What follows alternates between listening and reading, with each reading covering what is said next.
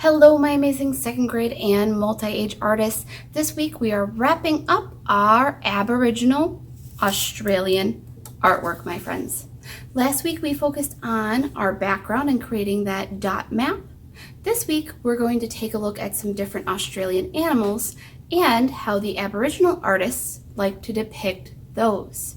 If you notice, the animals are black and the designs on them are white. And that is an important detail to look at, my friends. Here's why. Sometimes animals in the Australian desert would get dehydrated and unfortunately die. And when the Aboriginals would find these animals, they would look at the structure inside their body. They would see the skeleton and all the bones that made up those different animals. And that's how sometimes they could tell what animal it was that they came across. So we are going to pretend to put on our X-ray glasses today and take a look inside our animals by creating different designs.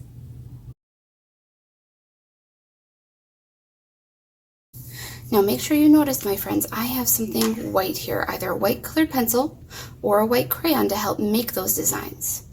Now if you don't have either of these, my friends, there are other options. For example, if you have maybe oil pastels, or there are also silver Sharpies. Now I know not everybody has these type of art materials, but you do need to find something that will help make your designs white today, my friends, just like if we were looking at bones on an X-ray.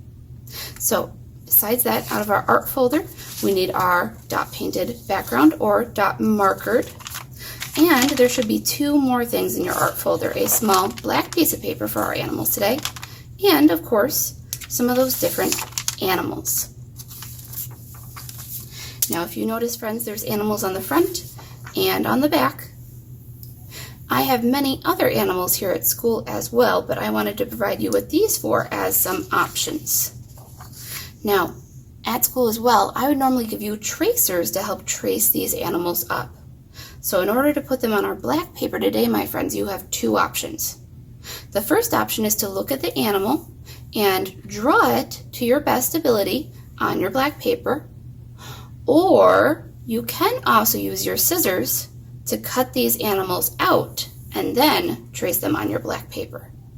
I think for my example today, I might go ahead and use this fish, and I am going to cut mine out and trace it using my regular pencil first on my black paper.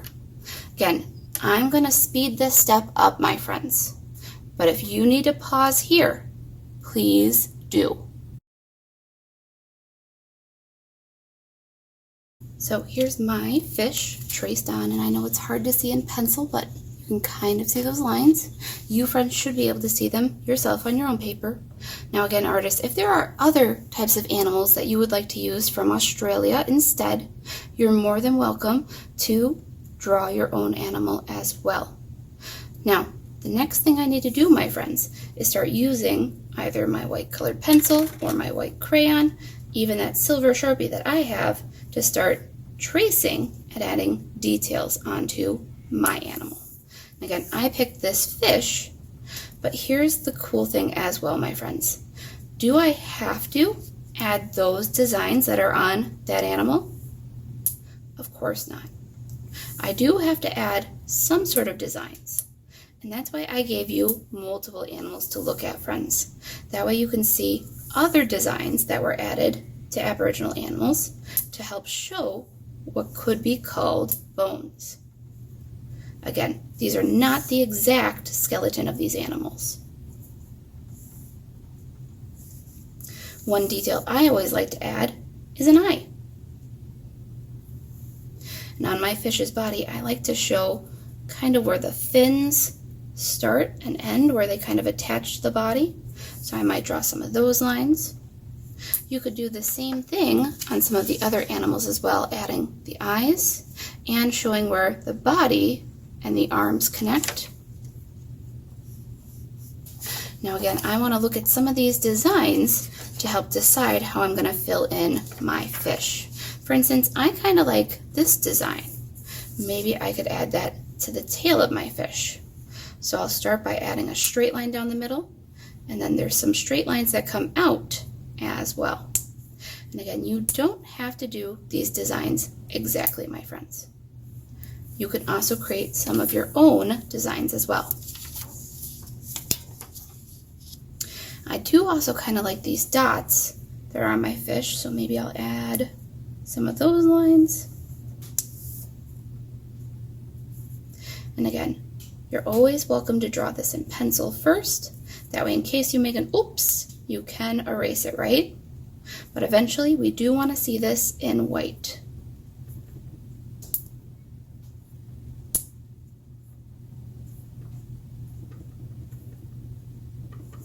I think on my fins, I will do just some simple straight lines.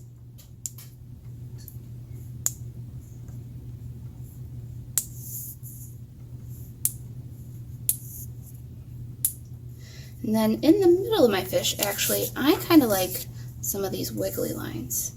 So I think I'll go ahead and I'm going to draw this step first in pencil. That way I don't make an oops. I'll add some of those wiggly lines with dots in the middle.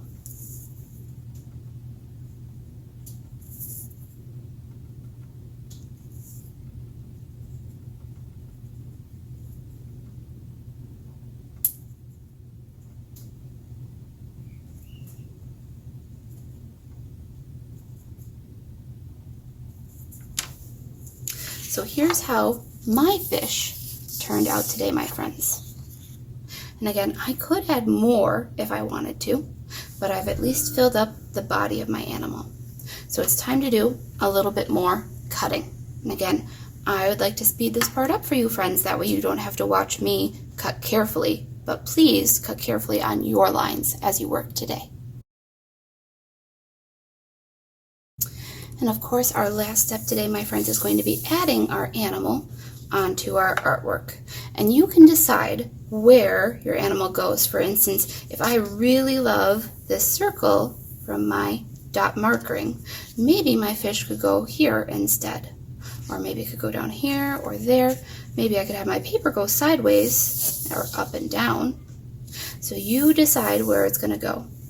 I think today I'm going to have my fish be in the middle, just like that, and glue it down.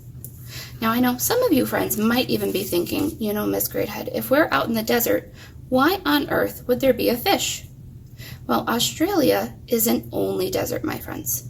There are many other environments that you can find on that continent. One even isn't on the continent, it's right next to it, and that's the Great Barrier Reef. Because it is surrounded by water, of course, fish are part of their wildlife as well. And that's why you and I have a fish friend.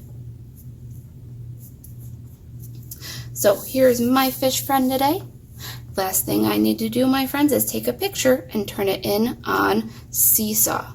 But there is one more thing I'd like to talk with you friends about.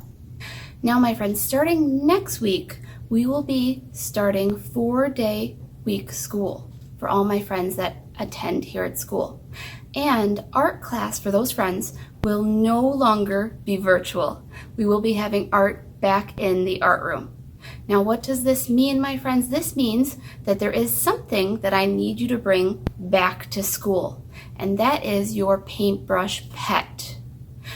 You do not need to bring your third quarter art folder because we're done with it, and you will be getting a new fourth quarter art folder when you come to art class for the first time, my friends. I'm super excited that we can finally have art safely in person again, and I can't wait to see all of my in-person friends in person. It's going to be so exciting. So, for this week, artists, please make sure, like I said, turn in a photo of your artwork on Seesaw, and please pack your paintbrush pet into your backpack for our April 12th return.